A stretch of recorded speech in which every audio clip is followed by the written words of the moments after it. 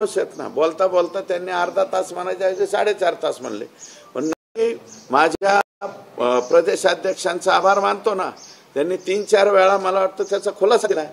पण आता त्याच्यावरती मला वाटतं परत रिपिटेशन जास्त होऊ नये, कारण ते राज्याचे प्रदेशाध्यक्ष आहे, त्यांना राईट आहे.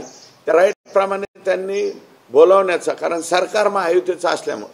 माझ्या इथं महायुतीचं सरकार नाहीये, माझ्या महायुतीचा मैत्रीपूर्ण लढत होती, त्याच्यामुळे माझ्या इथं महायुती लागू होत नाही, कारण राष्ट्रवादी काँग्रेस पक्षाचा उमेदवार इथं होता. आणि आमच्या प्रदेशाध्यक्षांनी अतिशय व्यवस्थित खुलासा केलेला आहे. त्याच्यामुळे सुद्धा आता मला वाटतं तिरपी नजर कोणी ठेवू नये, अशा प्रकारची माझी विनंती आहे. अजितदादांनीच त्यांच्या राजीनामाचा चेंडू आता धनंजय मुंडेंकडेच टाकलेला, तुम्ही कसं बघताय आणि तुम्ही मागताय का? माझं म्हणणं आहे की ह्यांच्या राजीनाम्याचा संपूर्ण अधिकार हा अजितदादा पवार यांचाच आहे.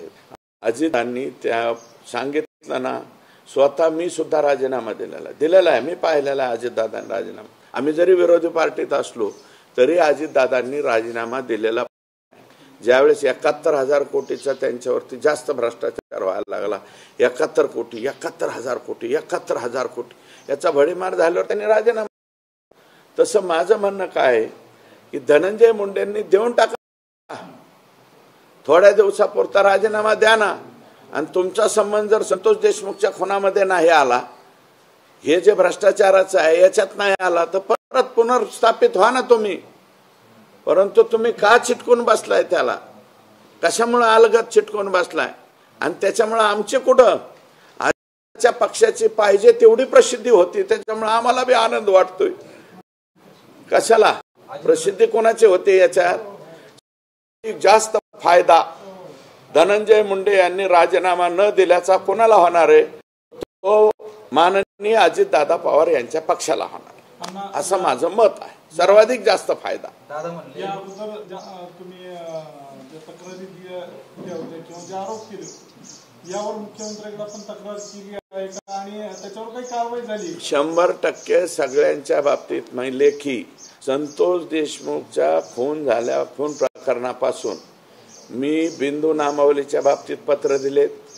मी जे अधिकारी लोक करुणा मुंडेंच्या गाडीमध्ये पिस्तूल ठेवतात त्यांच्या तक्रारी दिल्यात, रश्मीजी शुक्ला मॅडमकडे दिल्यात, आता ACB कडे सुद्धा देणार आहे. सगळे पत्र रेडी आहेत. भास्कर केंद्रे म्हणले ना माझ्याकडे टायर बी नाही. भास्कर केंद्रे काय आहे त्याचे सगळे पुरावे कुठून येतात? मला परळीतूनच येतात. मग ते सगळे जोडून देतो ना आता ACB कडे. भास्कर केंद्रे, सचिन, अजून एक राठोड आहे, एक बरेच आहेत ते.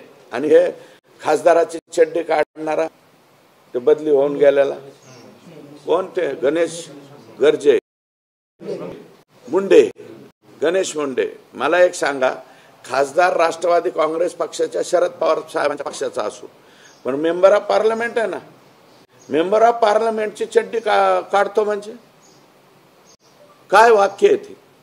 हे माज कशाच आहे? ही मस्ती कशाची? आणि मग ह्या 300 कोटी रुपये मिळाल्यावर आणि त्याच्या आकाच्याच हातात सगळं काय असलं, मग संतोष देशमुख सारखे नाही होणार, सारखे प्रकरण नाही होणार, तर काय होणार आहे? आणि स्वतःच्या मतदारसंघात माननीय धनंजय मुंडे यांचं काय लक्ष आहे? हे राजस्थानी मल्टी स्टेट का काय आहे? याच्यावर FIR झालेला आहे. कधीचा आहे हा?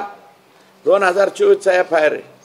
20,000 लोकांच्या ठेवी अडकल्या, 300 कोटी रुपयाच्या ठेवी बुडाल्या.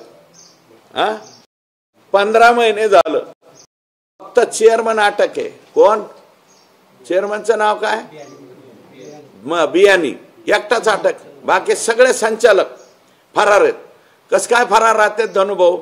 म्हणजे महादेव मुंडेला मारणारे माणसं 15 महिने 16 महिने फरार. कोटी रुपये, ह्या 300 कोटी पैकी 250 कोटी रुपये हे फक्त आणि फक्त परळी तालुक्यातल्या लोकांचे आहेत. त्या 250 कोटी रुपयांच्या ठेवी थांबल्या. जवळजवळ 5-6 लोक स्वतःचा जीव सोडून दिलाय त्यांनी. याच्याकडे बघायला धनंजय मुंडेला लक्ष नाही. हे जे 15 महिन्यापासून, मी आता SP बी बोलणार आहे, IG बोलणार आहे, 15 महिन्यापासून संचालक फरार कस काय राहू शकतात? हे जे फरार. आणि एक शाळा आहे